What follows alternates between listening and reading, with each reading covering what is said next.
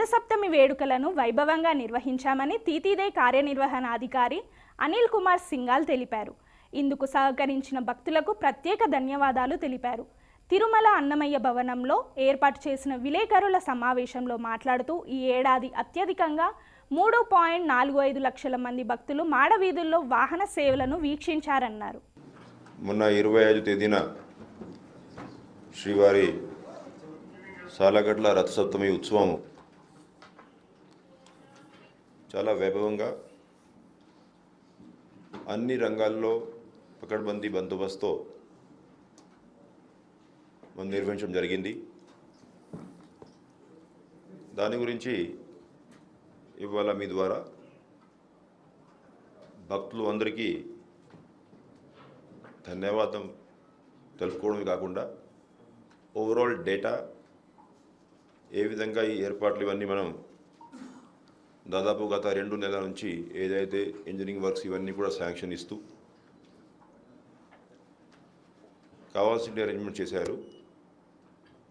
ఆ వివరాలన్నీ కూడా మీ ద్వారా తెలియచేయాలనే ఉద్దేశంతో ఇవాళ ఈ సమావేశం ఏర్పాటు చేసుకోవడం జరిగింది. ముందు నేను కొంత డేటా ఒక 3-4 స్లైడ్స్లో మీకు తెలియజేసి తర్వాత జనరల్ విషయాలు డిస్కస్ చేసుకుంటా. ఇప్పుడు ఓవరాల్ మనం చూసుకున్నట్లయితే 24వ తేదీ సాయంత్రం నుంచి 25వ తేదీ రాత్రి వరకు 3,45,000 మంది భక్తులు తిరుమలకి రావడం జరిగింది. అంటే మీరందరికీ తెలిసిన విషయమే.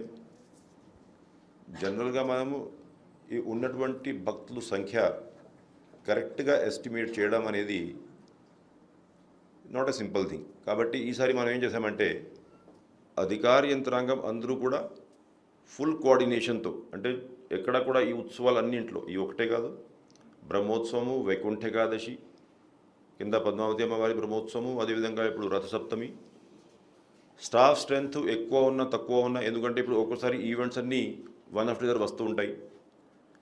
మరి గరుడ సేవ నాడు ఉన్నటువంటి డిప్లాయ్మెంట్ మనం పోల్చుకుంటే ఇప్పుడు పోలీస్ డిప్లాయ్మెంట్ కొంచెం తక్కువ ఉంది.